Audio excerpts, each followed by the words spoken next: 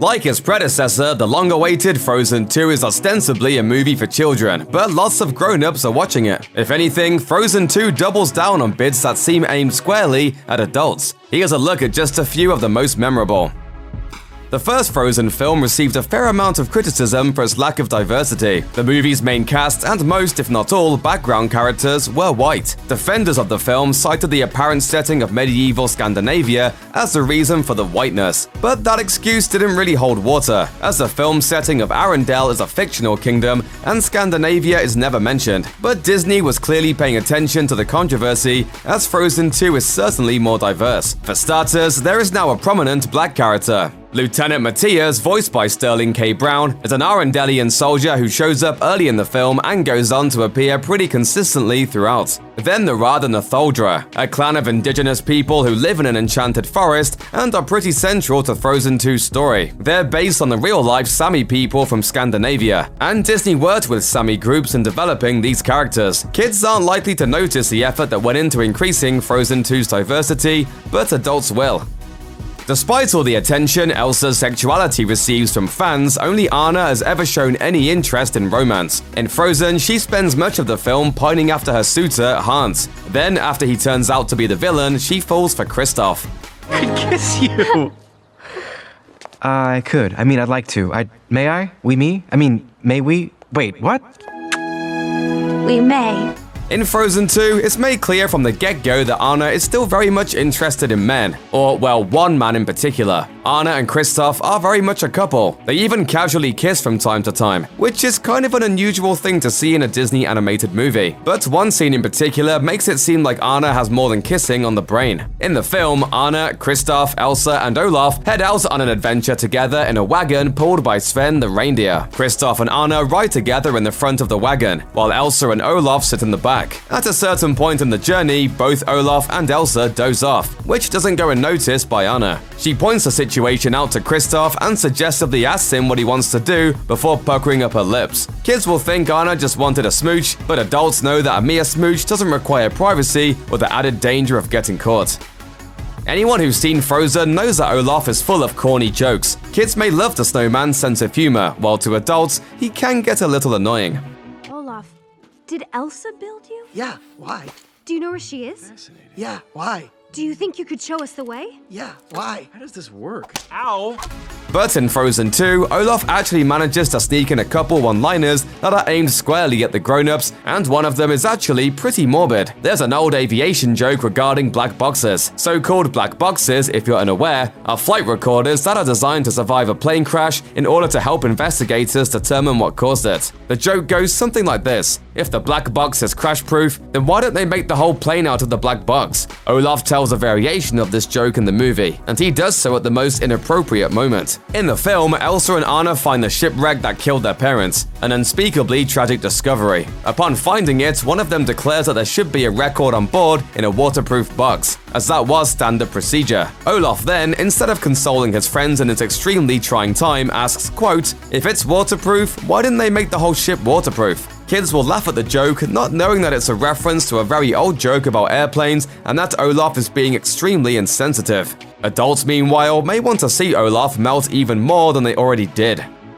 One of the film's big reveals comes near the end, when Elsa discovers why Arendelle and the Northuldra had gone to war in the past. It all started because the king of Arendelle, Elsa, and Anna's grandfather was a colonizer who, upon discovering the Northuldra, secretly formulated a plan to destroy them. Why? Because they believe in and essentially worship the magic of the forest. These beliefs differed from his own, which frightened him. So he constructed a dam on the river under the guise of it being a gift and destroyed their land. When called out on this by the Northuldra leader, the king killed him, igniting the battle between the two people. Frozen 2 stands on a number of issues as being clear to critics. The film presents a narrative that shows the harm done by colonialism, religious bigotry, and environmental recklessness. In the end, the dam must be destroyed to lift the curse on the forest, symbolizing a return to the natural order of things, as well as the destruction of a symbol of oppression. These are heavy themes, and since they're not spelled out in a super obvious manner, kids probably won't understand a whit of it. With any luck, their parents will explain it to them.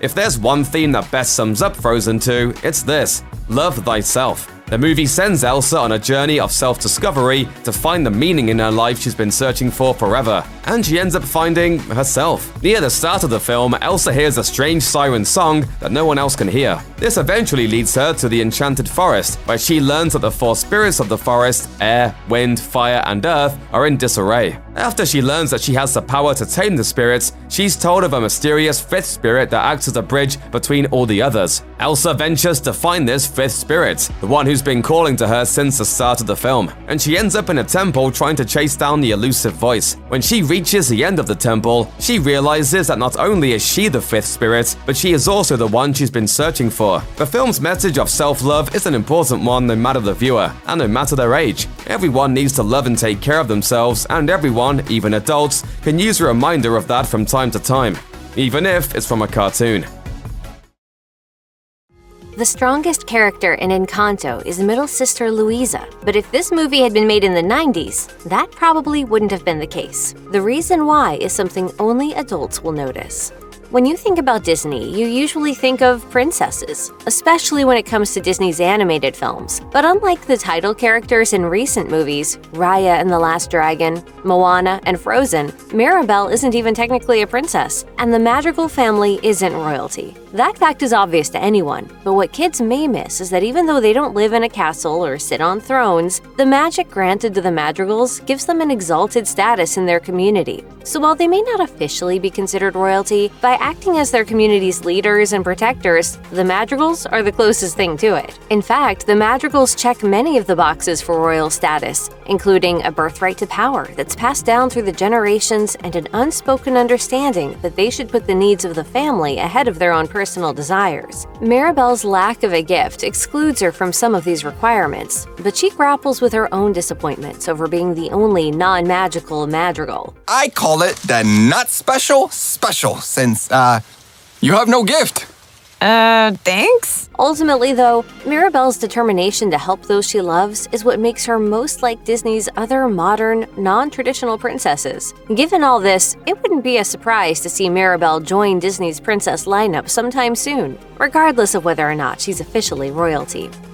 Sleeping Beauty has Maleficent, The Little Mermaid has Ursula, and Frozen has Hans. Ever since Disney's first animated feature Snow White and the Seven Dwarfs was released in 1937, almost all Disney animated films have had a noteworthy antagonist. Many of those antagonists have become as revered as their movie's main characters. But Encanto won't be adding to the Disney villain ranks. There is no character in Encanto who could be considered a typical bad guy.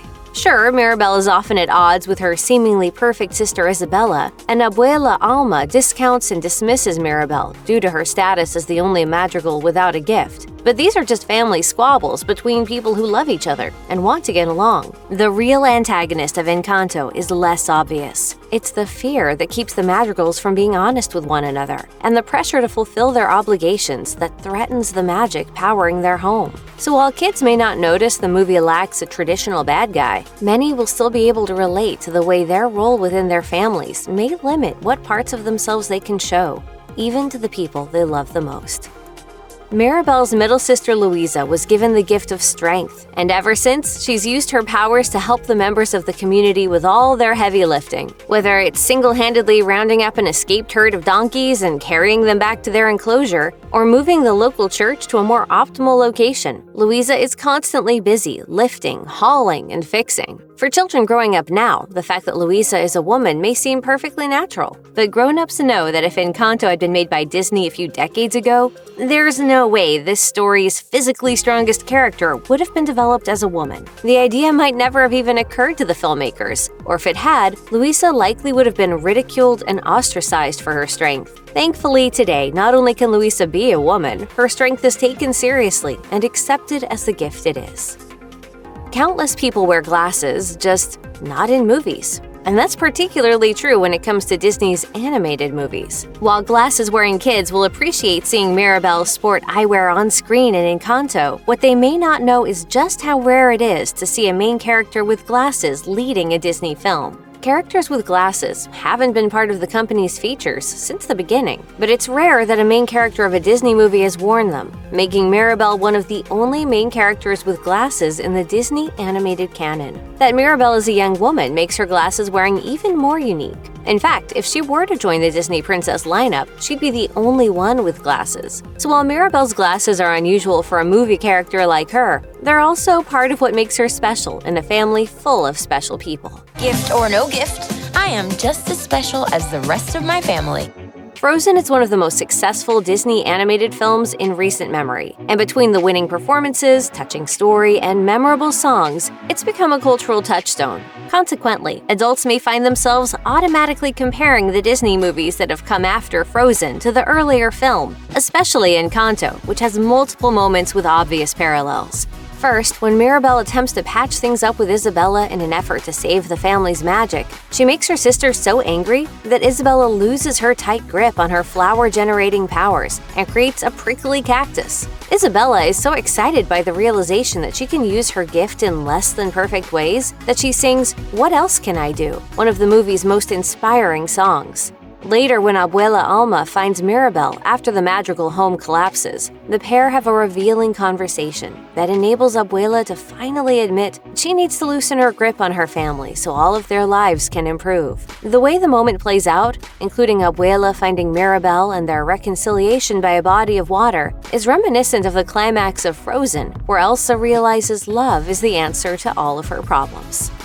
Perhaps the most famous name associated with Encanto is that of someone whose voice is never heard on screen, Lin-Manuel Miranda, who not only composed the movie's songs but helped develop its story. Adults will recognize Miranda as the creator of the Broadway hit Hamilton, and while some lucky kids may have seen the musical in person or caught the recorded version on Disney+, they may not know they've already heard Miranda's work in another Disney animated film, Moana. Yet, while Moana included showstoppers like How Far I'll Go that uphold the Disney film tradition of accessible, moving songs, adults will notice Miranda uses the opportunity provided by Encanto to take things in a different direction with several of its tunes. In particular, Miranda employs a style more like the one he used in Hamilton in numbers like The Family Madrigal and We Don't Talk About Bruno, which include fast, rhythmic lyrics that unpack a lot of information in a short amount of time, as well as overlapping melodies that blend and harmonize. This approach makes the songs in Encanto a bit more theatrical and less cinematic, but Miranda's evocative lyrics and catchy song structure ensure the soundtrack adds joy and color to the film.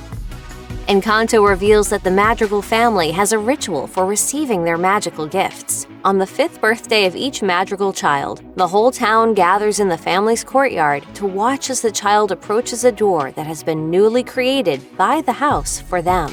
The child recites some words in front of the candle that's the source of the magical magic, and then is imbued with a gift that soon reveals itself. They then open their door, unveiling a new, personalized room just for them that's based on the gift they received. This is demonstrated in the movie when Mirabelle's cousin Antonio is granted his gift, the ability to talk to animals. Immediately after Antonio receives his gift, he's approached by a toucan who asks Antonio a question that only he can understand. When Antonio agrees to the toucan's proposal, a gang of animals, large and small, enter the house and run into Antonio's new room, which is a magical animal paradise. However, the animals that populate Antonio's room and now accompany him everywhere aren't just any animals. They're animals that are native to Colombia. In addition to the toucans, they include raccoon-like coati, capybaras, the world's largest rodents, macaws, tapirs, and a jaguar. In fact, the production even made sure the tapirs are specifically mountain tapirs to match the mountainous terrain of the area the Madrigals call home.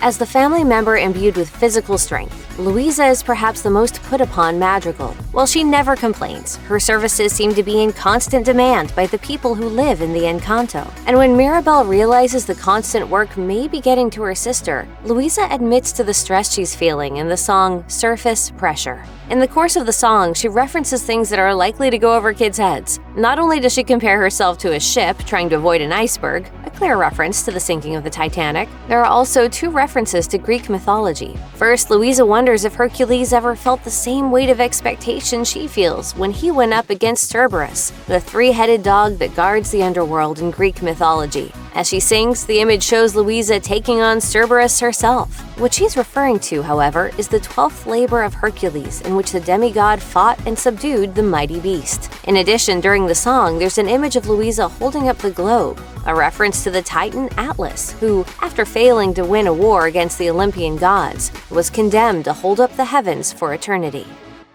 If there's one thing Encanto makes abundantly clear, it's that the Madrigals don't talk about Bruno, Mirabel's uncle who supposedly left the family. However, in the course of the film, Mirabel discovers that Bruno hasn't gone as far as everyone thought. For years, he's secretly been living between the walls of the Madrigal's house with only rats to talk to. Needless to say, his circumstances have made him a little eccentric, and part of that eccentricity is shown in the actions he takes to ward off bad luck. When Mirabel first encounters Bruno, he knocks on the wood all around him, a familiar gesture to bring good luck that even kids will probably recognize. However, Bruno quickly follows that up by tossing a pinch of salt over his left shoulder, a gesture he repeats later in the story after agreeing to use his gift to help Mirabel see her future. And while kids may have seen this done before, they may not realize what adults likely will, that throwing salt over one's shoulder is an obscure bid to drive away bad luck. Bruno's reliance on these superstitious gestures speaks to just how nervous and paranoid he's become during his isolation from his family. While the story told in Encanto is universal, the filmmakers have also included many elements that are specific to Colombia, the country where it takes place. One of the most obvious ways they achieve this is through the use of yellow butterflies, a motif that's repeated throughout the movie and is a reference to the work of revered Colombian writer Gabriel Garcia Marquez. In particular, yellow butterflies appear in Marquez's beloved novel 100 Years of Solitude, where they symbolize love and conflict, and the way the two can come together, a theme that's important to Encanto as well. The filmmakers also took care to ensure the architecture, costumes, landscape, dance, and music incorporated into the film are accurate to Colombia. This can be seen in the traditional costumes worn by the characters and the texture of the materials that were created to design the Madrigal's house. Moreover, songwriter Lin-Manuel Miranda said he immersed himself in the music of Colombia so he could create songs that felt authentic to the setting. He did this by, for example, incorporating the accordion into the film's opening number because of the instrument's importance to Colombian music. In fact, the accordion is so essential to the music of Colombia, Mirabel is seen playing it during the song. Cruella is the story of how the puppy kidnapping fashionista, first introduced in 101 Dalmatians, fell into a life of villainy. The film captures a bygone era in a chaotic but appealing way, which will suit viewers who understand how different things used to be. These are the things only adults will notice in Cruella. It's far from the first Disney movie to do this, but adults in the audience will notice that Cruella slips in a few grown-up vices for its characters. It's not the first time Disney has done this. 101 Dalmatians, Beauty and the Beast, Sleeping Beauty, and The Great Mouse Detective, all classic Disney films, each have scenes depicting the consumption of alcohol. Also, who could forget the infamously trippy pink elephant montage from Dumbo, after the pint-sized pachyderm accidentally ingests some hooch. Throughout Cruella, we see several characters enjoying fancy cocktails at parties and liquid lunches. Alcohol is the only vice the film sees fit to include. Gone is the sinister cigarette holder Cruella de Vil's animated version carried. It would have made sense to show smoking, both for character consistency and for the setting. Smoking was far more common in the 1970s and is still associated with the fashion industry to this day. Walt Disney himself was a fan of tobacco, a truth the company has tried to wipe from history by editing cigarettes out of his hands in old photos. Kids probably won't notice either the presence of alcohol or the absence of smoking, but both of these things will be more conspicuous to adults. Do you have a light? It's a cliché that if there is a parent in a Disney film, they are most likely not going to see their kid's graduation. From Simba's father to Lilo's parents and Bambi's mom, if you produce life within the Disney universe, your odds of meeting an untimely demise are much higher than normal. It's become such a trope that in many parodies of the Disney formula, the fate of the main character's parents is now a standard running joke. Disney, despite its squeaky clean reputation, often also has the villains in their stories meet their end in rather sickening fashion. From Bill Sikes being hit by a train in Oliver and Company to The Hunchback of Notre Dame, Disney has racked up quite the body count. True to form, Cruella utilizes its PG-13 rating and opts to lean into this cliché of parental death with gusto. A young Cruella, known then as Estella, sees her mother meet her end during the first act of the film. We see Estella chased from a fancy party by angry Dalmatians who end up knocking her poor mother off a cliff. This definitely ranks as one of the grislier ways a Disney character has been shuffled off the mortal coil, especially in recent memory. Any kids who see Cruella will be in for an education on a genre of music that adults are already familiar with: punk rock. Punk started breaking into the mainstream in the mid to late 70s, giving voice to a burgeoning revolution against the more excessive style of mainstream music at the time. The punk bands prevalent during this era operated under a DIY mentality, often self-producing and distributing their music independently. The movement gained traction in the United States with the likes of the Ramones, and the United Kingdom with groups like the Sex Pistols. It was counterculture, politically charged, and in your face. It's also a key factor in the plot and style of the film, especially Cruella fighting back against the upper class through aggressively charged art. The UK's punk rock revolution serves as the backdrop for Cruella's rise to prominence, and the film takes full advantage of it visually. Cruella, shown in a quickly paced montage, stages several raucous public reveals of her twisted new fashion line. She not only utilizes motorcycles and a garbage truck, but goes as far as to stage a punk rock fashion show right outside her arch-rival's event. The choice to set the film in such an important era for fashion and music is a clever one. The chaotic nature of the music and the visuals suits Cruella and her ever-escalating mix of insanity and theatricality. Adults are far more likely to appreciate the time capsule aspect of Cruella and its use of one of art's most tumultuous eras. Disney is no stranger to cartoonish madness. From Maleficent in Sleeping Beauty to Ursula in The Little Mermaid, Disney has crafted some of pop culture's most memorable and watchable villains. Although these characters have fans of all ages, truly committed supporters tend to be adults who often have a deeper understanding of on-screen evildoers' complex motivations and psychologies. Case in point, Cruella has two completely distinct selves. Adults will understand how this fractured psyche, symbolized by the half-black, half-white color of her hair, impacts Cruella's behavior. That's ugly. That's cruel. Name's Estella, not Cruella. First, there's Estella, a mildly sassy but hopelessly klutzy hot mess who's happy to stay in her lane. Then there's her less relatable side, Cruella, a flamboyant, chaotically self-obsessed schemer with grand plans for mayhem. When presented with the central conflict, Estella is forced behind the curtain while Cruella takes center stage. Adults will also pick up on cultural context. The divide in Cruella's personality is in the tradition of scores of classic stories, such as Dr. Jekyll and Mr. Hyde. Fans might also see echoes of DC villain Two-Face, who, like Cruella, has an outward appearance that reflects an inner duality. The movie's story draws on the fickle nature of the fashion industry, but Cruella doesn't stop at just the internal workings of the business. The film also has a bit to say about how brands use the media to alter public perception. Introduced early in the film is Cruella's childhood friend, Anita Darling, who in adulthood has become a journalist. Immediately recognizing Anita as her former classmate, Cruella is eager to enter into a unique business arrangement with her. Taking advantage of their connection, Cruella coaxes Anita into giving her forthcoming public takedown of the Baroness's fashion line a boost in terms of coverage. The media has often been used to shape people's perspectives and perceptions for the benefit of those looking to sell a product. This is obviously far from exclusive to the fashion industry. Examples exist in almost every industry. That said, it's a particularly important aspect of fashion, and Cruella does a wickedly good job of showcasing its utility. Adults will pick up on the concepts of brand awareness, demographics, and the manner in which the media talks to consumers. Meanwhile, younger kids will more than likely watch the movie in blissful ignorance with regards to these themes. Kids don't perceive fashion the same way that adults do, as it's an industry built on what's hot versus what's not. Words like reinventing and trends pop up quite frequently in the discussion around fashion, and for good reason. They are the backbone of an industry in which designers depend on their ability to churn out exciting new looks on a regular basis. In Cruella, we see Estella constantly innovating with bizarre designs which end up catching the eye of the Baroness. This, of course, results in Estella learning just how cutthroat the Baroness, and by extension the entire fashion industry, truly is. We'll just have to destroy her as we have so many before. Find her.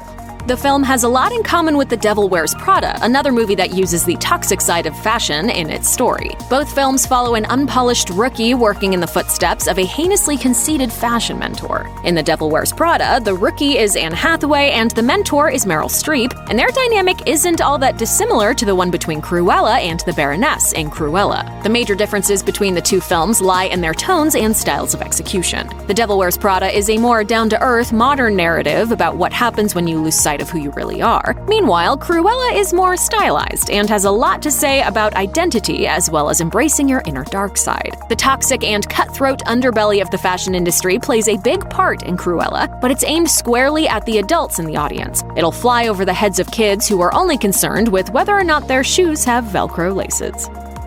Ever since it was announced Cruella de Vil would be getting her own movie, the internet has been saturated with comments labeling the film as a girl boss Joker. Since the release of Joker in 2019, any film or show that portrays a person's steady unraveling into villainy and violence has been compared to it. It's a story that started being told far earlier than Joker. A couple of earlier examples, both involving Joker co-stars Robert De Niro, are Taxi Driver and King of Comedy. Still, Joaquin Phoenix's performance earned him an Oscar, so it stands to reason that people would see echoes of Joker in movies that followed in its wake. Cruella and Joker protagonist Arthur Fleck definitely share some similarities in the way they are presented in their respective films. Both had unpleasant childhoods, which resulted in grim adulthoods that found them grappling with instability as well as unpleasant lines of work. Additionally, they both have a moment within their films that can be seen as a sort of coming out, Arthur debuting his Joker persona on Murray Franklin's show, and Estella debuting her Cruella persona at the Baroness's party. One visual similarity the films share is how, as the main character's mental state begins to degrade and their world becomes more chaotic, the world around them becomes more vibrant. It's a smart way of displaying change, and one that shows just how happy both characters are when they're indulging in their chaotic sides. While Raya and the Last Dragon is a crowd-pleasing film for viewers of all ages, there are some parts of the film that younger viewers may miss. From romantic subtext to religious parallels, here are the things only adults notice in Raya and the Last Dragon. As Raya and the Last Dragon opens, we see Raya riding her giant roly-poly companion, Tuk-Tuk, through a barren wasteland dotted with human statues. As we learn, 500 years before the events of the movie, dragons and humans lived together peacefully in a paradise called Kumandra. But their harmonious way of life was destroyed when malevolent spirits called the Droon invaded, turning everyone they touched to stone. The dragons fought to protect the humans and finally prevailed over the Droon, but all of the dragons were turned to stone in the process, save the last one, Sisu, who disappeared. It's a beautiful story, but adult viewers are going to realize that it seems to have glossed over a few important parts. While Raya presents Kumandra as paradise and its people living in perfect harmony, Sisu later explains that the Droon were born of human discord. If that's the case, then Kumandra must not have been the idyllic, conflict-free world that Raya made it out to be. Adults will probably not miss that the story of the dragons that Raya tells at the beginning of Raya and the Last Dragon holds a lot of parallels to a religious creation story. Raya's story begins with humanity living in an idyllic world, watched over by benevolent magical creatures who served as the source of water and rain, and thus all life. It is even implied that the humans worshipped the dragons in the reverent way they bow and raise their hands to their foreheads whenever they're in their presence. When the Droon arrive, it's the dragons who sacrifice themselves in order to give humanity another chance, and dragons who ultimately return centuries later to restore the world to its former glory. Even during the 500 years that dragons are gone, human civilization and conflict all centers around vying for the favor they perceive as being bestowed by the last bit of dragon magic. Kids will likely take it all at face value, but for many adults, the religious parallels will be too strong to miss. When Raya and Namaari first meet as children, the two instantly bond over their shared interest in dragons. Later in the film, Namaari acts as an antagonist until Raya realizes that the key to defeating the Droon is trust, and literally puts her fate in Namaari's hands by giving her heart's piece of the dragon gem. It's a moving arc for both characters, and could hold additional significance from a certain point of view. Some adult viewers may notice that while Raya never gets an explicit love interest in the film, her relationship with Namaari hits many of the same beats often reserved for or romantic relationships. The way they meet closely mirrors Anna and Hans' first encounter in Frozen, when Hans is explicitly set up as Anna's love interest, and their interactions throughout the film can easily be interpreted as flirtatious. Even Raya's voice actor, Kelly Marie Tran, sees their relationship as being potentially romantic. She shared in an interview with Vanity Fair that while Disney's official stance says nothing about Raya's romantic inclinations, I think if you're a person watching this movie and you see representation in a way that feels really real and authentic to you, then it is real and authentic. When the terrifying Droon show up in Kumandra, they take the form of smoky monsters giving off an ominous purple glow that overtakes people and turns them into stone. Yet for most of the people the Droon transforms into statues, they don't freeze in the position they were in when the Droon first wrapped around them. Rather, most of the time, the statues end up standing with their hands cupped in front of them, as if offering up an invisible gift to a recipient only they can see. While the position of the people affected by the Droon is never explicitly addressed in the film, their cupped hands are actually a subtle way at foreshadowing the eventual solution that will be found by Raya and her friends. Not only does the cupping motion hint at the involvement of Sisu, a water dragon, but it also seems to indicate an action of offering up something important to someone else. This is what Raya eventually realizes she has to do, putting her trust in Namari and giving her the Heart Tribe's fragment of the Dragon Gem. This is also what the dragons did 500 years before when they gave the gem to Sisu in the first place. It turns out that the only way to defeat the Droon is with an act of unity and trust, which the Droon was subtly telling its victims all along. In the story Raya tells of the history of Kumandra, after Sisu sacrificed herself, the surviving human tribes went to war with one another over possession of the Dragon Gem, which held the last remnants of dragon magic. However, at some point along the way, someone had to have noticed that Sisu's body was missing. Unlike the rest of the dragons who had been turned to stone, Sisu just vanished. What's more, somehow a legend began that Sisu had been washed away down the river, and that her body lay at one of its many ends. This is the story Namari tells Raya early in the movie, which turns out to be true since it leads Raya to find Sisu 6 years later. And yet, even though none of these stories would have existed without someone having an idea about Sisu's fate and making a record of it, it appears that no one ever thought to go looking for the heroic dragon. Even while all of the tribes of Kumandra were at each other's throats over the final scrap of dragon magic, it didn't seem to occur to anyone to seek out the real live dragon that was very much within reach. It seems bizarre that Raya was the first to go searching for Sisu, but every indication points to the conclusion that she was. Kids may not think to ask why, but adults will likely wonder what kept anyone else from seeking out Sisu's resting place. After Raya locates Sisu, she is understandably wary of letting anyone find out that her travel companion is a real-life dragon. Even after making friends with young Boone and the formidable Tong, she is reluctant to let either of them know her friend's true nature. And yet, for some reason, early in the film, Raya doesn't hesitate before telling Namari that she's found the dragon Sisu. Unlike Boone and Tong, who understandably don't think twice about a human named Sisu, Raya introduces her to Namari in direct response to Namari's question about whether Raya was looking for the dragon. If anyone was going to realize that Raya's human friend Sisu was actually a dragon in disguise, it should have been Namari. That she doesn't is lucky for Raya, but you have to wonder why Raya risked her realizing the truth in the first place.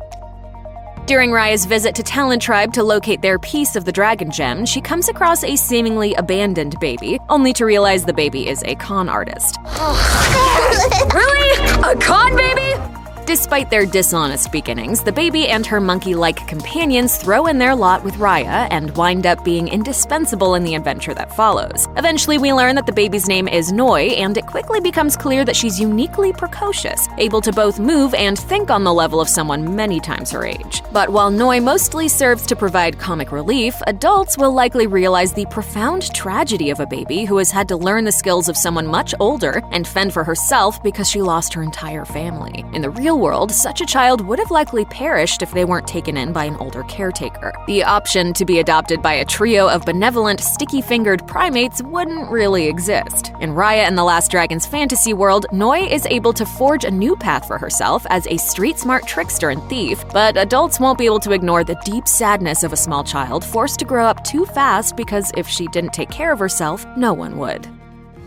Numerous times throughout Raya and the Last Dragon, characters question Raya's quest to collect the fragments of the broken dragon gem. She's always elusive in her answers, not wanting to give away the secret that she's located Sisu, the last dragon, and is trying to reassemble the gem in order to defeat the Droon and bring back all the people they've locked in stone. Raya's fear is that after centuries of conflict, the other tribes would probably short-sightedly attempt to seize Sisu's power for themselves rather than work together for the betterment of all. However, while Raya's reluctance to reveal the nature of her quest to anyone else is understandable, why is she the only one hunting gem pieces in the first place? After all, the catalyst for all of the conflict is that each of the tribes wanted the original dragon gem for themselves, and that after it was broken, they all took whatever they could get in the hopes of claiming some of its power. Rather than everyone wondering why Raya is collecting gem pieces, isn't the bigger question why no one else is? It seems that rather than being mystified by her actions, the other tribe leaders should assume that Raya's goal is to amass more power for the Heart Tribe. Kids will likely take the constant questions about Raya's motivations in stride, but adults will wonder why no one else thought to do the exact same thing.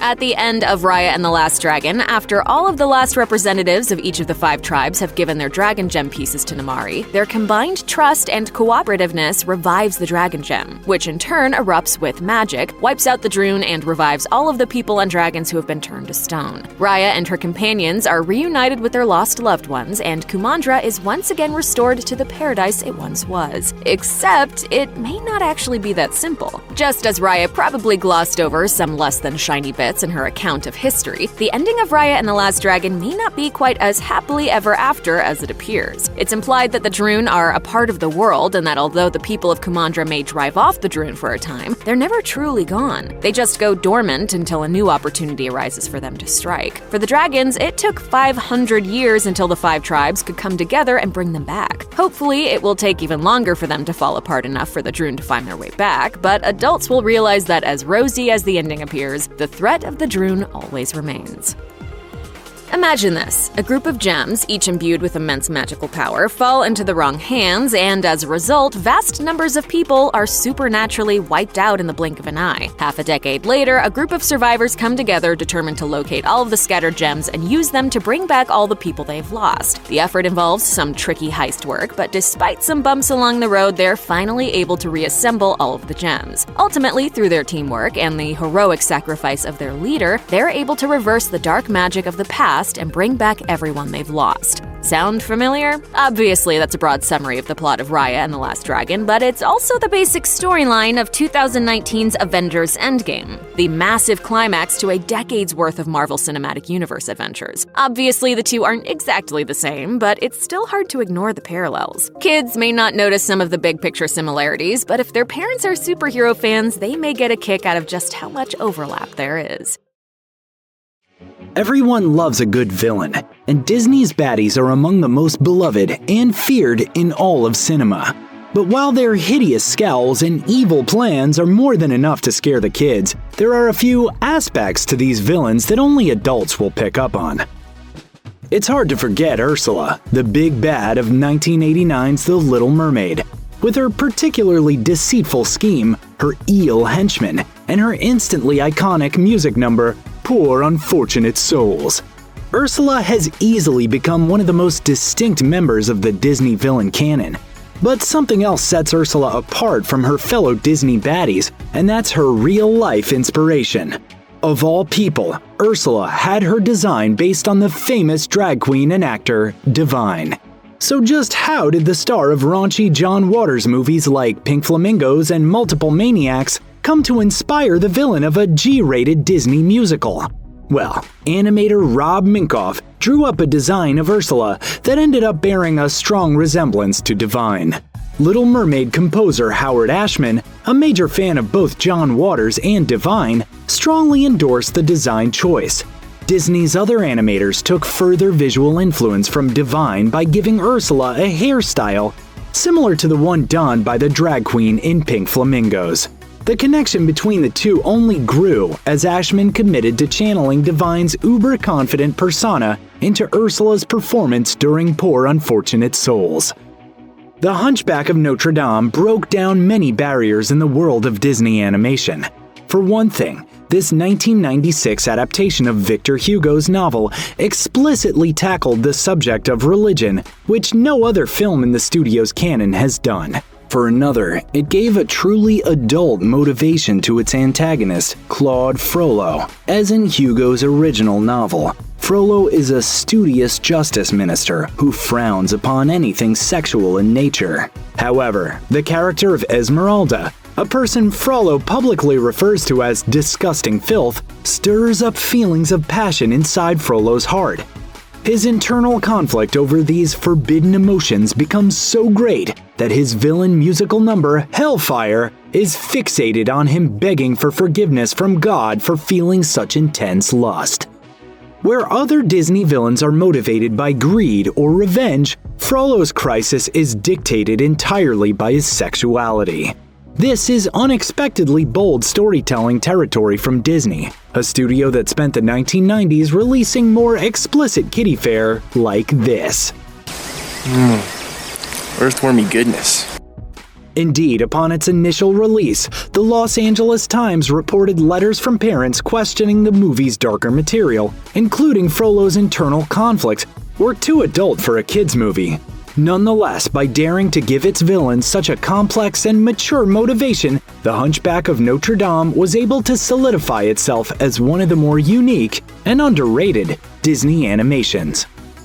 Over the years, everyone from Claude Rains to Oscar Isaac has portrayed Robin Hood's greedy nemesis, Prince John. So when it was time for Disney to take on the story of Robin Hood, it was inevitable that the filmmakers were going to create their own unique version of the character. And in Disney's 1973 animated classic, John is portrayed as a cowardly thumb-sucking lion, voiced by two-time Academy Award winner Peter Ustinov.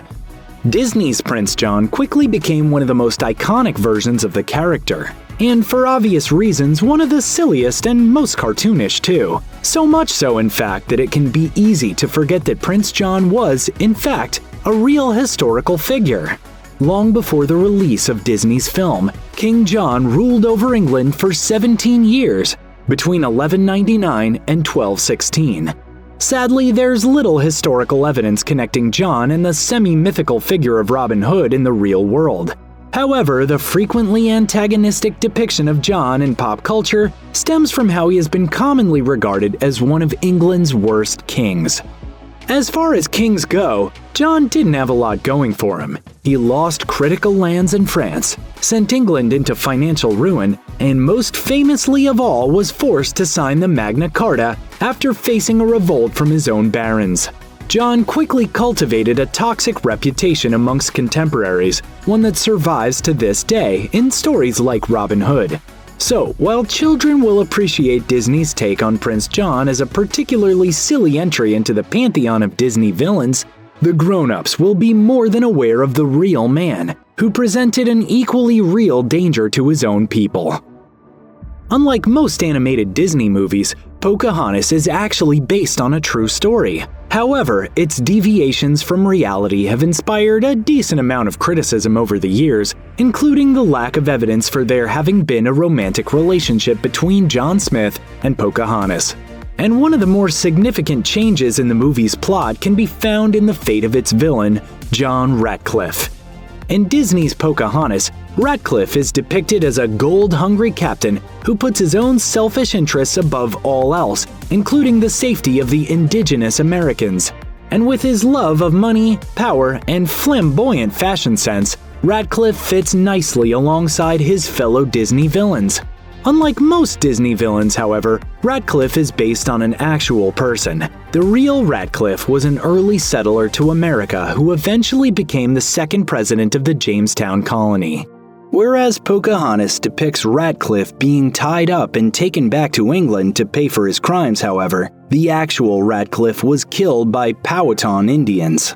Of course, Pocahontas is a film more interested in using the details of America's settlement as a springboard for its own story, rather than adhering to the specific factual details of the era. And although it's nice to see a little dash of reality in a story like this, it's probably best not to go looking to Disney movies for historical accuracy. One of the most striking segments in the 1940 film Fantasia is entitled Night on Bald Mountain. Set to the piece of music of the same name, the short depicts a gigantic, monstrous being awakening an assortment of spirits.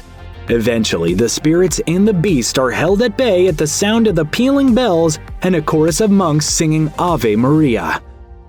Though never given a name in Fantasia itself, the beast at the center of Night on Bald Mountain is named Chernabog.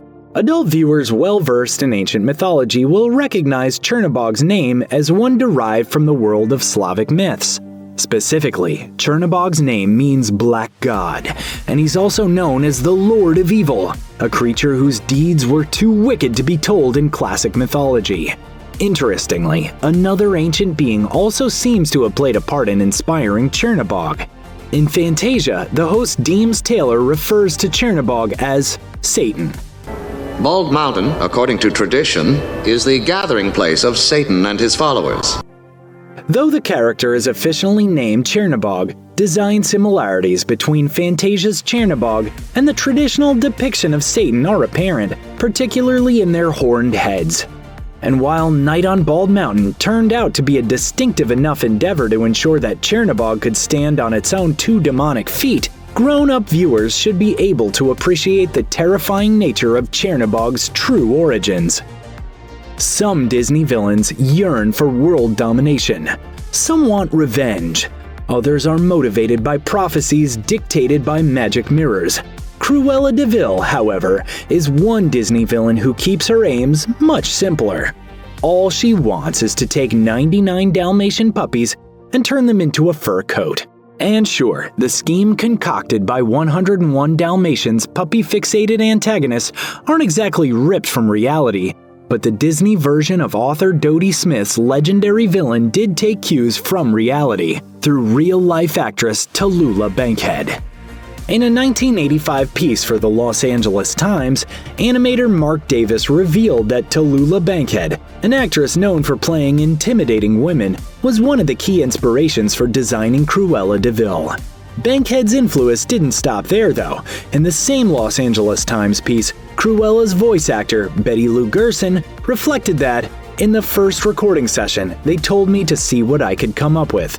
The first voice I tried sounded a bit like Tallulah Bankhead. Everybody said, 'That's it, don't change it.'" Clearly, Disney's iconic take on the character of Cruella de Vil owes a massive tip of the hat to Bankhead. And it's nice to know that the inimitable movie star is still terrifying kids to this day, even if they have no idea who she is.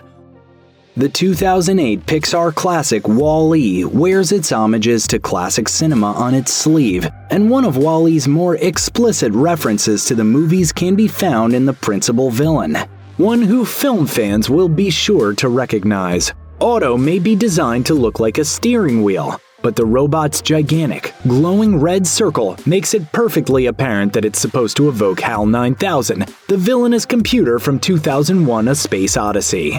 The two carry similar designs, as well as a shared determination to enact their own agendas over the well-being of their human superiors.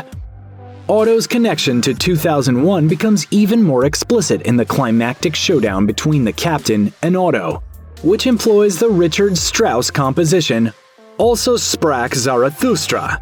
That Strauss piece, of course, was also used to immensely memorable effect in 2001: A Space Odyssey. Otto does, however, depart from Hal in one aspect. Hal was voiced by Douglas Rain and was meant to carry a more human quality than even the movie's flesh and blood characters.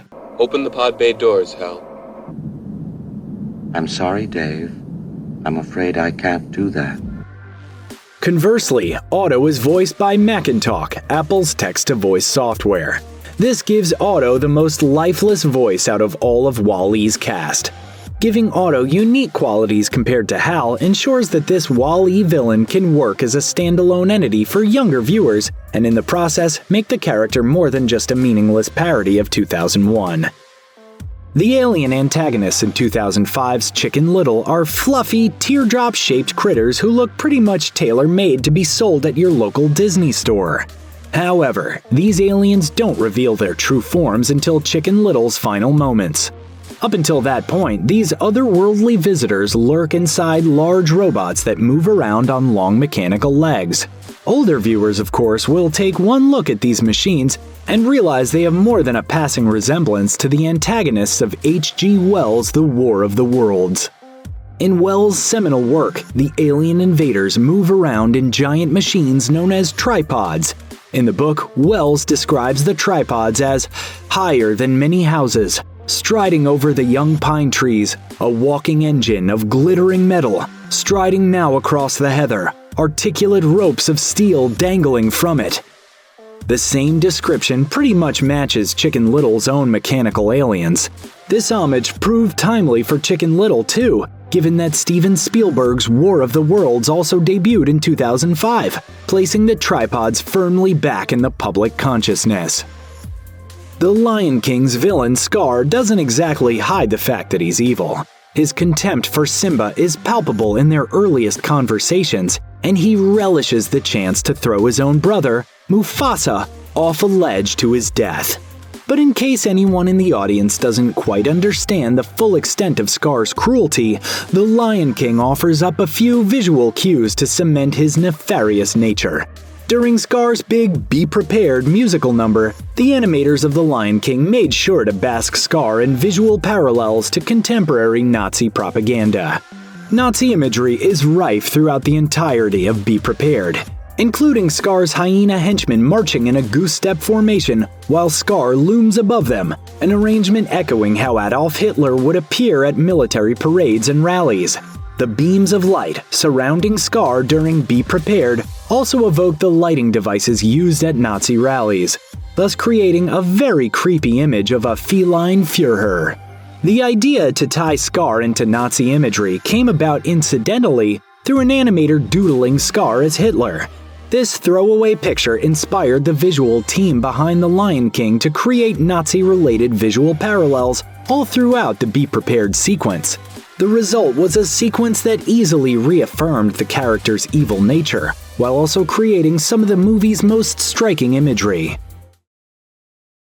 For a Disney film, Hercules manages to slip in quite a few jokes and pop culture references that could easily go unnoticed by younger audiences. From Disney Easter eggs to mythological origins, here's a list of the things only adults will notice when watching Disney's Hercules. Greek mythology isn't exactly kid-friendly. There's plenty of death, despair, extramarital affairs, drinking, cannibalism, and an array of terrifying monsters that would give most children nightmares. With this in mind, it makes sense that the film had to take liberties regarding the actual legend of Hercules. The film shows Zeus and Hera as being in a healthy, loving relationship. However, this couldn't be further from the case. In mythology, Zeus has a reputation for cheating on his wife with an extensive list of women, a fact that Hera is well aware of and resents about her husband. Hercules isn't even Hera's son according to mythology. In fact, Hercules wasn't born to two divine parents. Instead, he's the child of Zeus and the mortal woman Alcmena. The main reason this change was made in the film is likely because Hera is behind Hercules' hardships in the original story, not Hades like in the movie. Hera resents Hercules and as a result tries to have him killed. Additionally, Megara is most likely a combination of two characters from mythology, Megara and Hercules' second wife, Deianira. In a grim turn of events, Hercules actually kills Megara in the original myth. So much for happily ever after. In Hercules, the city of Thebes, otherwise known as the Big Olive, is a major metropolis known for its high energy and hustle and bustle. Basically, Thebes is one giant New York stereotype. From the pita bread carts to the doomsday graffiti smeared around the city walls, Thebes reflects many aspects of the Big Apple itself, for better and for worse. Much like New York, Thebes and all of its inhabitants are always in motion. There are chariots blazing back and forth while pedestrians wait at what appear to be ancient crosswalks. Large crowds abound, and Hercules is clearly overwhelmed by the city environment. When Hercules and company first arrive, they nearly find themselves trampled by a chariot driver, only to be saved by Phil, who's more seasoned in navigating the hectic city. Enraged by the rude driver, the satyr yells, "Hey, I'm walking it!" His stereotypical New Yorker accent, along with the reference to the Manhattan set movie Midnight Cowboy, further cements the connection to modern New York. Much like New York, Thebes also has a bit of a shady side as well, like Hercules, who's never set foot in a big city before. At one point, the gang is approached by a man in an oversized trench coat, who, at first glance, seems to flash the unsuspecting group. However, this is a Disney flick, so the Flasher is actually just a sundial salesman with his stock hidden beneath his coat. In one scene, Hercules is seen wearing a lion skin. For many viewers, this wouldn't raise any eyebrows, especially since the lion is likely a nod to the Nemean lion, the first of the 12 labors that Hercules had to face in the original mythology. However, more seasoned Disney fans may notice something a little too familiar about the ferocious feline. From the uniquely brown fur and black mane to the scar under the big cat's eye, the lion looks exactly like Scar from The Lion King. He'd make a very handsome throw rug. Overall, it's a bit uncomfortable to see Hercules and Phil thoughtlessly parading around the lifeless body of another Disney character on screen. While this is undoubtedly a clever nod to another popular Disney title, the implications are rather dark. In this universe, Scar was killed and then skinned for his fur coat, which is definitely a morbid end for the recognizable villain. At the beginning of the film, all of the gods and goddesses gather at Mount Olympus to celebrate the birth of Zeus and Hera's newborn son, Hercules. The various deities are lounging around, talking, drinking from fancy glasses, and enjoying each other's company. As the crowd partakes in the joyous celebration, Hermes zips through the scene and comments to Zeus, I haven't seen this much love in a room since Narcissus discovered himself.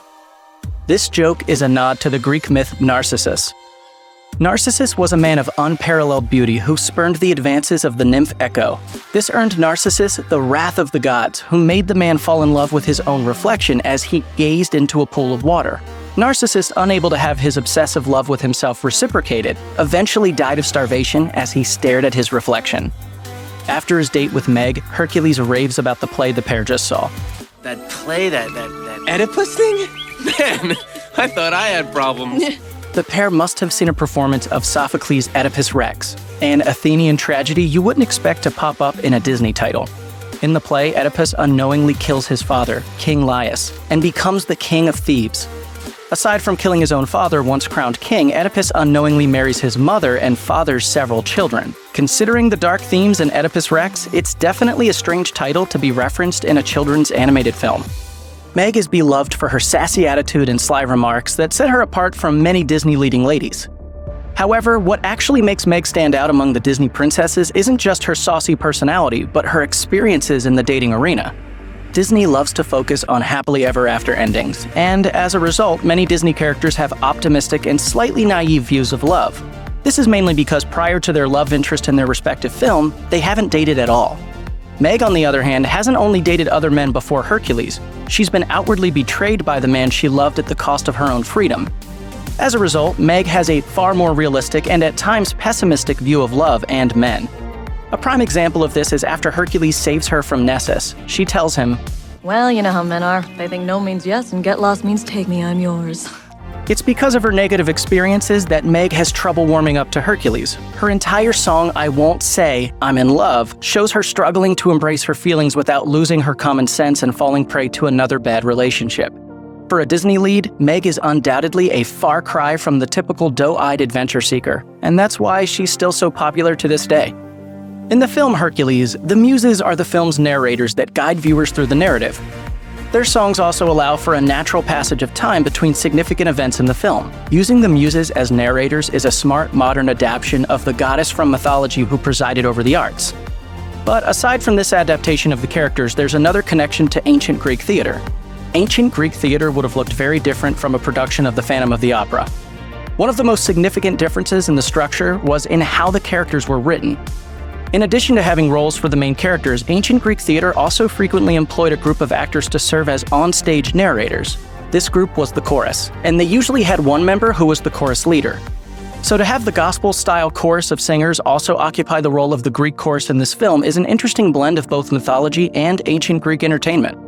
After the fates prophesy that Hercules will destroy Hades' plans of overthrowing Zeus, Hades realizes that for his evil plan to take flight, he'll have to kill baby Hercules. He then sends Pain and Panic, his two bumbling sidekicks, who almost immediately botch the entire operation. Instead of having Hercules ingest the entire bottle of poison they were given, they mess up, turning him mortal instead. So then, what do Pain and Panic do? They leave Hercules for two mortal humans to raise. Even worse, they neglect to tell Hades that Hercules isn't dead. So imagine Hades' surprise when he finds Hercules grown up and saving damsels in the woods. But really, Hades can't place all of the blame on Pain and Panic. It's confusing as to why Hades left such an essential task to his minions in the first place. More confusing is why he never even bothered to verify that the job was completed. Presumably, he can see for himself each soul that enters the underworld without having to leave the comfort of home. Shouldn't he have been on standby to make sure pain and panic didn't mess things up? This is pretty lazy behavior from someone who wants to become the king of Mount Olympus. The allusions to modern life in Hercules show that life in ancient Greece wasn't so different from life today. Well, at least in Disney's version of ancient Greece anyway.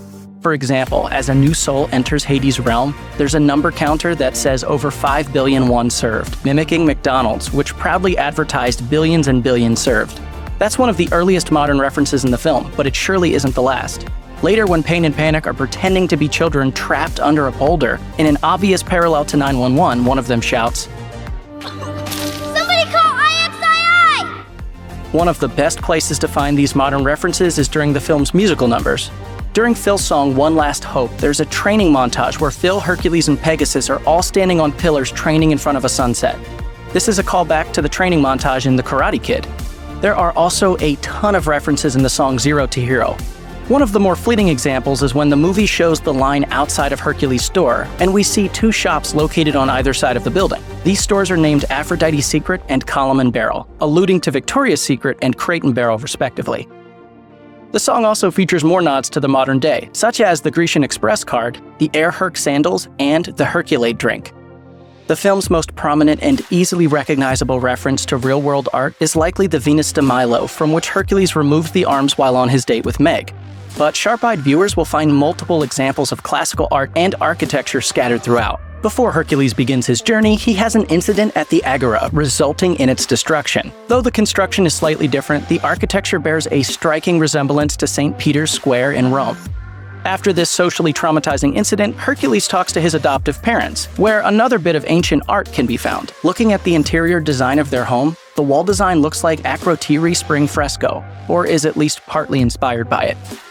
Another example of ancient architecture can be seen in Go the Distance as Hercules enters the Temple of Zeus.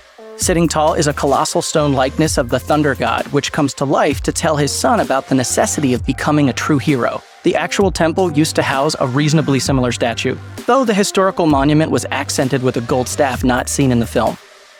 Finally, the last easily recognizable art reference appears during the song I Won't Say I'm in Love, when Meg walks past the muses standing as pillars in reference to the caryatids of the Acropolis.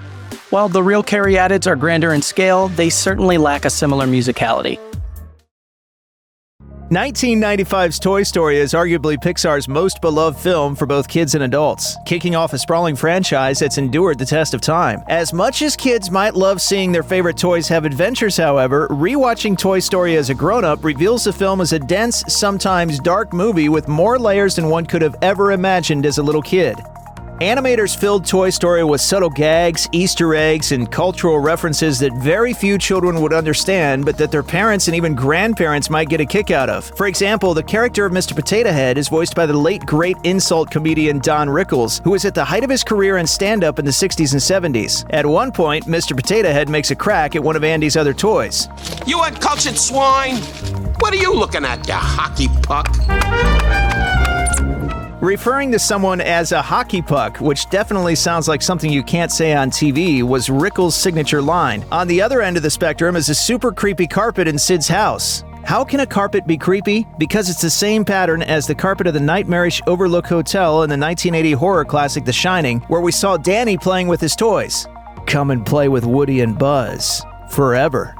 Something very intimate is definitely going on between Woody and Bo Peep, and while kids might take their conversations at face value, adults in the know recognize it as pretty suggestive. What do you say I get someone else to watch the sheep tonight? Hell yeah. What exactly they're going to do is up for debate, given traditional toy anatomy, but there's no doubt about what's going on here. Bo Peep is prearranging a booty call. Another risque joke requires a bit more unpacking. One of Sid's freaky Franken-toys is named Legs, and she consists of what appears to be the long, shapely legs of a Barbie doll connected with a hook on a line. In other words, Legs is a hooker. Woody is a kind cowboy in the vein of classic good guy cowpokes like Roy Rogers and Gene Autry. One thing that sets him apart is that although he's the hero of the movie, Woody makes a lot of attempts to get rid of his new rival permanently. Woody moves to get rid of perceived interloper Buzz Lightyear, intending to knock him behind a piece of furniture so he'll get lost. He instead knocks him out of an open window where there is little chance he'll ever be found. Even worse, he grabs the remote of RC, the remote-controlled car, and forces that toy to be the one to nudge Buzz, thereby making RC an unwilling accomplice. Usually in Disney movies, it's the bad guy who tries to kill the good guy. In Toy Story, the good guy tries to kill the other good guy. Toy Story is a movie for kids, but some of its themes are much more familiar to adults, particularly those who struggle with mental illness. At its core, it's a movie about anxiety, delusions, and the disappointment of believing you're not living up to your potential. For the first half of the film, Buzz Lightyear believes that he's not just a toy, but that he really is an actual space ranger. You are a toy! He is so firmly under that delusion that he cannot see his reality for what it is. He hangs around self-aware toys and lives in a child's room and even freezes when real humans come around, but still does not waver in his stance. The only thing that makes Buzz realize what he truly is comes when he sees a TV commercial for Buzz Lightyear toys, and in it sees rows and rows of himself on a toy store shelf. Buzz immediately and understandably becomes quite depressed. Also dealing with an identity crisis is Woody, the film's other main character. His main motivation for getting rid of Buzz is to remain the dominant toy in Andy's heart and toy box. An old-fashioned toy, he is extremely threatened by the shiny, high-tech Buzz Lightyear toy swooping in and stealing his place as Andy's favorite. He's like a cowboy doll version of Willy Loman from Death of a Salesman, desperately trying to hold on to relevance and usefulness in a changing world that finds him increasingly obsolete.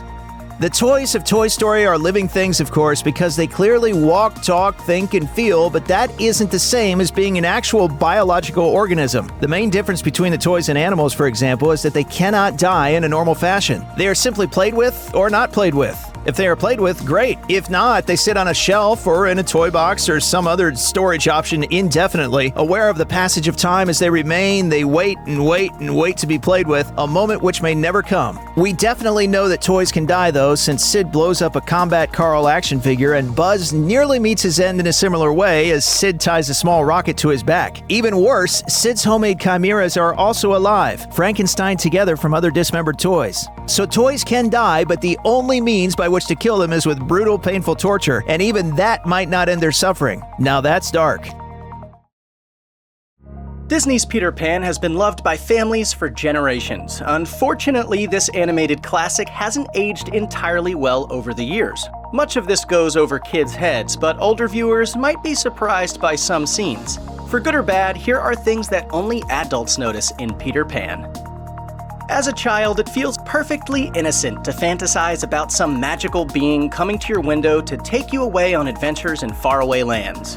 As an adult, however, the thought of strange boys visiting underage daughters via bedroom windows is much less charming. When Wendy claims Peter Pan has been to the nursery before and must surely be coming again because she'd found his shadow, her mother seems a bit perplexed. Her father, on the other hand, brushes it off as childish fiddle-faddle and mocks his wife's concern.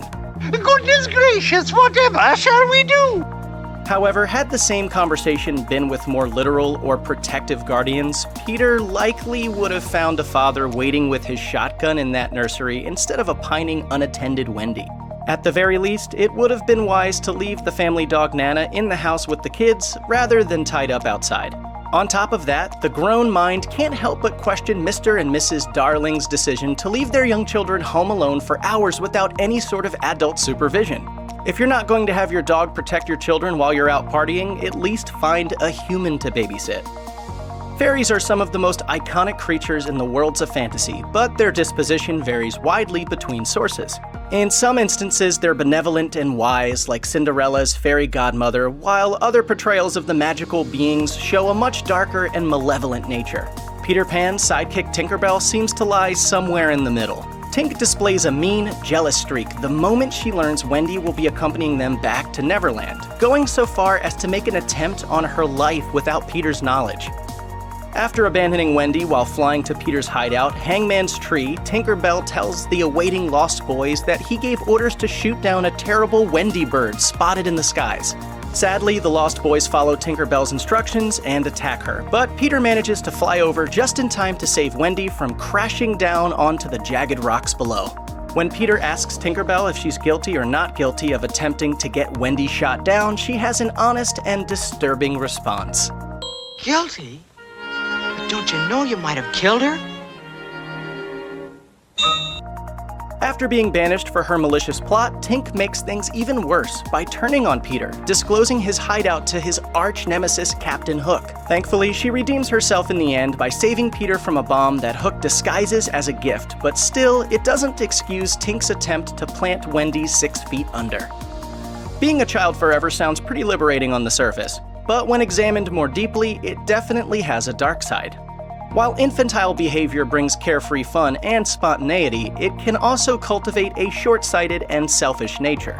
This is exhibited time and time again by Peter Pan, who repeatedly puts others in danger thanks to his immature actions and motives. From the moment he's introduced, he constantly makes everything about himself. As a kid, it's easy to mistake Peter's decision to take Wendy and her brothers to Neverland as a form of liberation and a heroic rescue from growing up, which George tells Wendy she'll have to do starting the next day by moving out of the nursery with her brothers and into her own room. However, more mature viewers are apt to note that Peter only invites them to Neverland because Wendy's imminent relocation would put an end to her adventure stories, and Peter truly loves these tales because they're about him. But the character's dark side doesn't stop there. Peter also treats all the females in his life like trinkets rather than people, quickly moving on to the next shiny thing in front of him, like when he leaves Wendy behind for Tiger Lily. To top it off, he occasionally drops misogynistic insights and demands that haven't aged well at all. Girls talk too much. Yes, girls talk to... Oh. Well, get on with it, girl. My name is Wendy. When watching Peter Pan, adult viewers can't help but notice disturbing levels of racism in the classic film. It's so bad that Disney Plus even added a disclaimer before the film, warning viewers about, quote, negative depictions and or mistreatment of people or cultures. Not only does this film depict Native Americans in horrifically prejudiced ways, the movie is carpet-bombed with racist slurs against them. Everyone from innocent children and the heroic Pan to the villainous Captain Hook casually speak of them as savages and much worse. The poor treatment of Native Americans and other First Nations people culminates in a sing-along titled What Makes the Red Man Red, which is loaded with cultural appropriation and racist stereotypes. Early in the film, we learn that Captain Hook has a perfectly viable reason for being so upset with Peter Pan. After all, he's responsible for Hook having a hook in the first place. During a skirmish with the villain, Peter cut off Hook's hand and fed it to a nearby crocodile, who then developed a taste for the pirate leader's flesh. As a result, the crocodile constantly hunts Captain Hook and follows him around Neverland, hoping for another nibble. Luckily, the crocodile also swallowed a clock, so he can be easily detected by the distinctive sound of ticking emanating from his tummy. Hook's encounters with the crocodile make for some of the funniest moments in the film, but it also stirs up some questions within the discerning adult mind. Specifically, one can't help but wonder why Hook doesn't just organize a group of his men to execute the beast so he no longer has to live in perpetual fear. He's a badass pirate captain in charge of a ship loaded with dangerous men, cannons, and other weapons. He should put those to good use against the crocodile so he can move on with his life. Plus, the croc doesn't seem to be too elusive or quick-moving. However, like most kids, adults should overlook this leap in logic and enjoy the timeless comedy of these two fighting it out. An uncomfortable aspect of Peter Pan comes into focus when analyzing the questionable relationship between Peter and Wendy. The two technically meet for the first time after he breaks into the nursery window at night while her parents are out, which is unnerving enough. However, Peter had to have been there at least once before while she was sleeping, considering Wendy found his misplaced shadow in the nursery, which definitely amps up the creep factor.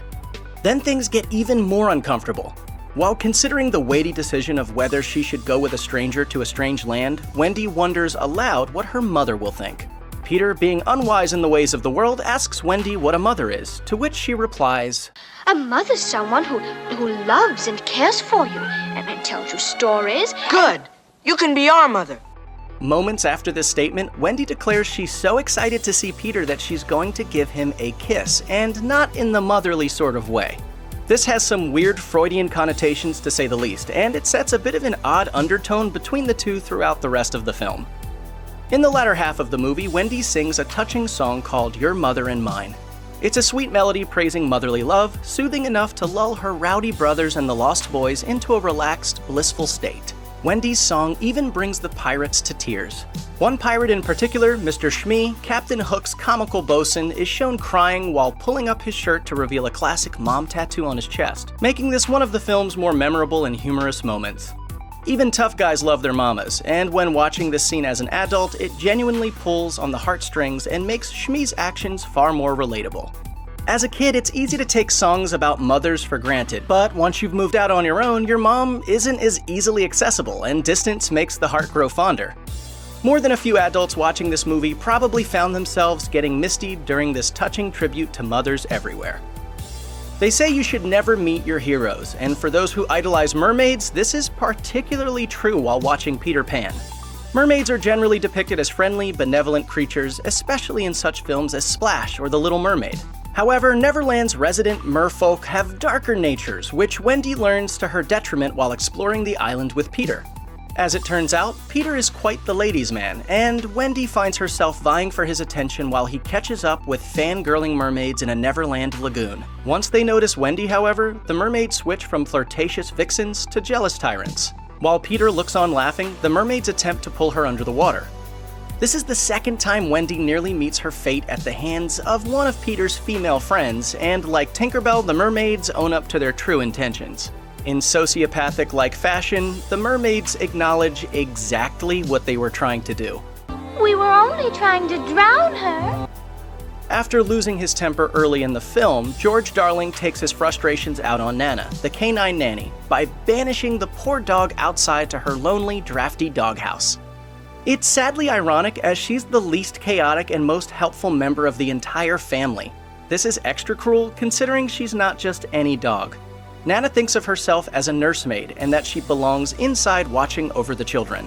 She does all the things a traditional caretaker would, modifying some activities to accommodate her lack of opposable thumbs. It's hard not to marvel at her incredible dexterity and ability to carry out a multitude of domestic tasks. Even professionally trained dogs could learn a thing or two from Nana's extensive skill set, and yet the Darling family seems to take her entirely for granted. For example, while George is angrily pacing about, making a scene over his outfit, Nana continually tries to clean up and care for the kids in the background. Nana is so loyal that when George struggles to find the rope to tie her up outside, she pauses mid-banishment to find it for him. While she's just another humorous character for kids to enjoy, many adults watching the film probably wish they could have their own Nana around the house. Although some of Peter Pan's content hasn't aged too well, one of its spin-off movies more than stands the test of time. Directed by Steven Spielberg, 1991's Hook imagines a life where Peter falls in love with Wendy's granddaughter, Moira, and leaves Neverland to start a family of his own. It's a heartwarming fantasy featuring a stellar cast, including Robin Williams as Peter Pan, Dustin Hoffman as Captain Hook, and Julia Roberts as Tinkerbell. Ironically, the once carefree boy grows into an incredibly stiff-necked workaholic with a fear of heights. He's also too busy climbing the corporate ladder to spend any quality time with his kids. But daily life is interrupted for Peter's family when Captain Hook kidnaps his children and takes them back to Neverland. Peter is forced to face his past in order to save his family's future. In the process, he remembers what's truly important in life, reconnects with his inner child, and finds redemption with his loved ones. It's a grand adventure exploring a boldly reimagined Neverland, but it's also loaded with fun callbacks to the 1953 classic. Granted, critics weren't especially fond of it when it first hit theaters, but nevertheless, Hook is a joyous, family-friendly ride. Plus, the special effects still hold up, the musical score is excellent, and best of all, the movie doesn't contain any of the outdated and cringy moments that only adults would notice from the original animated version. Kids love a Disney princess, and who can blame them? They're kind, they're caring, and they're usually pretty badass too. If you're a grown-up, however, you might notice a whole different side to these iconic movie characters. Here are some things only adults notice about Disney princesses. It's not all that easy pinning down Beauty and the Beast's time frame. The movie falls into that generic post-medieval era to which so many other fairy tales belong. You know, the kind of time where the gowns all have hoop skirts, but where there aren't so many knights in shining armor around. However, Luke Evans, who plays Gaston in 2017's Beauty and the Beast, narrowed the era down considerably in an interview with Entertainment Weekly, saying, "When Gaston was about 16, he protected the town from a pack of Portuguese marauders in 1740. Based on this assertion, you can safely assume that Beauty and the Beast takes place in the 1750s, perhaps as late as 1760. And sure, the reign of Louis XV serves as a good backdrop for this beloved romance until you remember what happened a couple of decades later. Yes, it seems likely that Belle and the Beast are going to find themselves in a spot of bother once the French Revolution comes around in 1789. Luckily, their grisly fate isn't quite set in stone. In 2020, Disney launched The Queen's Counsel, a new line of historical novels that intertwine their heroines' stories with actual historical events. And sure enough, Rebel Rose, the first book in the series, finds Belle living in 1789. She's just freed the Beast from his spell, but the revolution is coming to town, and she soon finds herself torn between her roots as a commoner and her future as a royal. Sounds like she better start teaching Lumiere the words to La Marseillaise. Kids will be easily swept up in Pocahontas' tale of conflict, harmony, and sentient willow trees, but adults will likely be aware of just how much Disney's version differs from the actual story. So what are the biggest differences between real life and the silver screen? Well, firstly, the woman known as Pocahontas wasn't actually called Pocahontas. She was named Amanut, and sometimes also known as Maruaka. Pocahontas was a nickname meaning little wonton, which she garnered for her mischievous nature. Little is the key word there, of course, because Pocahontas certainly was little. In fact, she was roughly 11 or 12 when she rescued John Smith. Even the veracity of that rescue is in doubt, however, as some historians suggest Smith lifted the tale entirely from a popular ballad. Pocahontas was later kidnapped by an English colonist and used as a bargaining chip during the First Anglo-Powhatan War. She was eventually taken to another English settlement, where she converted to Christianity, took the name Rebecca, and accepted a marriage proposal from a man named John Rolfe. Though this marriage led to a truce known as the Peace of Pocahontas, the woman herself died in England only a handful of years after her marriage, at the age of 21. Disney isn't the first to co-opt Pocahontas for their own purposes, and they won't be the last. But that doesn't change the awful truth behind her real-life story. Mulan has got to be one of the most courageous Disney princesses of all. Despite her lack of training, her insecurities, and the limitations placed on her because of her gender, Mulan goes to war in her father's place. Luckily, everything turns out pretty much okay. She saves the day, wins the war, and reunites with her father. Not every version of Mulan's tale ends so well, however. If you're familiar with the ancient folk stories that inspired Mulan, you'll know that her story has carried all kinds of moral lessons over the years, including a few that aren't exactly family-friendly. For example, Chu Renho, author of the late 17th century romance of Sui and Ting, depicts Mulan as a virtuous warrior, one who becomes a sworn sister to the benighted Princess Shenya. Tragically, the respect she earns while posing as a man pretty much vanishes when it's revealed that she's actually a woman. Rather than be forced into concubinage, Mulan cuts her own throat over her father's grave, and this is just one of many versions of Mulan's story, one that demonstrates just how much a story can change over the course of history.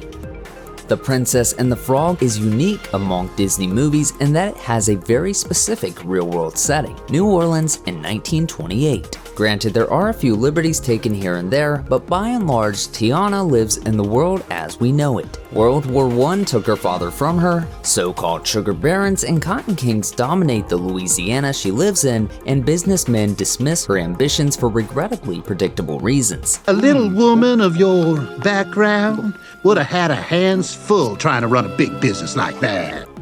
Of course, Tiana ends up proving the naysayers wrong. Best of all, even her success is rooted in history. Tiana was inspired by Leah Chase, a legendary chef known as the Queen of Creole cuisine. Her restaurant, Dookie Chase, is an American landmark, having become a gathering place for the members of the civil rights movement, a dazzling art gallery, and of course, a celebrated beacon of Creole cooking. Dookie Chase has served leaders and luminaries ranging from Barack Obama to Ray Charles, who even mentions the restaurant in Early Morning Blues. Chase, who was delighted to serve as the inspiration for Tiana, passed away in 2019 at the age of 96. Her legacy lives on in her restaurant, her cooking, and of course, The Princess and the Frog.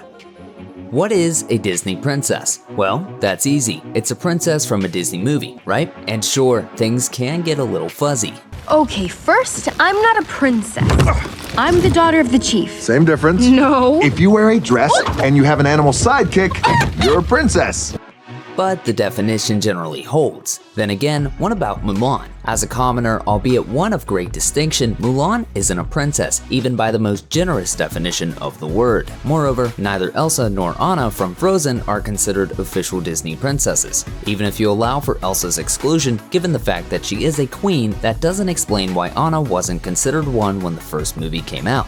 In reality, what makes a Disney princess is a question with no real answer, and the literal definition of a princess has never really mattered much. As longtime Disney fans might recall, Mulan has been part of the line from the very beginning, as was Tinkerbell, until she was removed to lead the Disney Fairies franchise. Even Anna and Elsa's position has also grown murkier in recent years. Their inclusion in Ralph Breaks the Internet's princess-centric scenes can be taken as evidence that they are now considered Disney princesses, yet they remain absent from the official Disney Princess website. So what gives? What actually makes a Disney princess? For now, the answer remains a mystery. Believe it or not, some people weren't exactly keen on the idea of a line of Disney princesses. Roy E. Disney, Walt Disney's nephew and a longtime executive at the company, was among the most outspoken critics of the franchise. He believed that bringing the princesses together under one brand would basically destroy the value of their movies. This had been the prevailing wisdom for years too. Once upon a time, an Ariel doll would have been very clearly marketed as a Little Mermaid, while a Jasmine doll would have been marketed as an Aladdin toy. Disney and those of like minds believed that the movies were the core of the company and shouldn't be messed with under any circumstance. Obviously, the Disney princess idea prevailed and went on to earn the company billions of dollars, but the critics managed to win a few concessions. For example, each princess is distinguished by a signature color, meaning that Aurora's infamously color-changing dress was made to settle on pink, so as not to compete with Cinderella. Strangest of all, however, it was agreed that the princesses should never make eye contact. Whether they appeared together on backpacks, cereal boxes, and posters, they were to give no indication that they existed on the same plane as the princess beside them. These days, however, you've got to assume that this rule is no longer strictly observed, given, well, this. Do you have daddy issues? I don't even have a mom! Neither do we!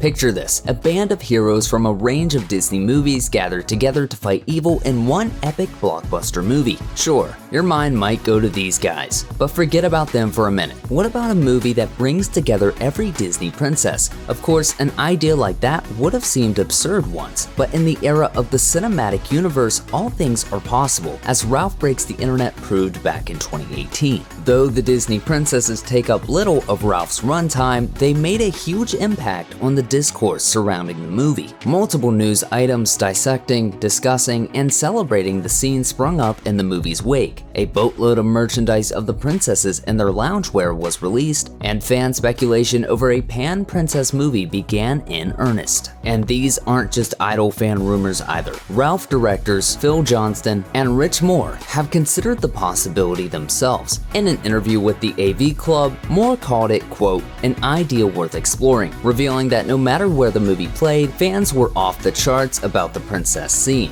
Though they noted that they have no idea if this is an idea that Disney is considering, the fact that it was brought up at all shows that there is some serious creative interest about a Disney princess crossover movie. The world of Disney princess merchandise is vast and ever expanding. Even the luckiest kid in the world couldn't hope to own every single princess branded item pushed out into the marketplace, and that's only counting the stuff explicitly meant for kids. While most Disney princess merch is indeed for children, there is a whole range of products featuring Disney princesses that's squarely aimed at grown-ups. Considering tying the knot, you can now put a Disney princess engagement ring on it, then walk down the aisle in a Disney princess wedding dress. Want to keep the Disney spirit alive as you eat? You can buy a 16-piece dinnerware set inspired by your heroine of choice. Looking to primp in princess style? Then drop a few $100 on some Disney princess branded makeup. You can even liven up boring grown-up tasks like meal planning and bill payment with the official Disney Princess Planner. You can't say they don't go all out, can you?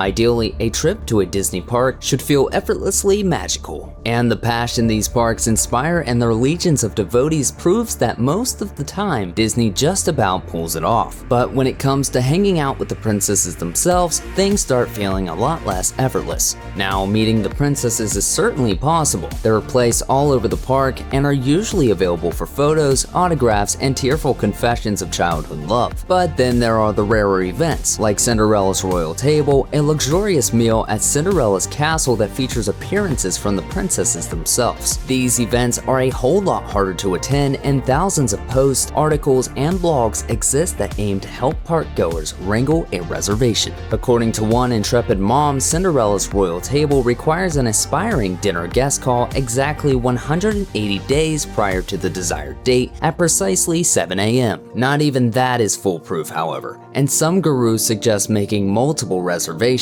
lest one time become untenable. This sort of reservation hoarding is controversial to say the least, but when it comes to making the magic happen for little ones, most parents are willing to play a little dirty.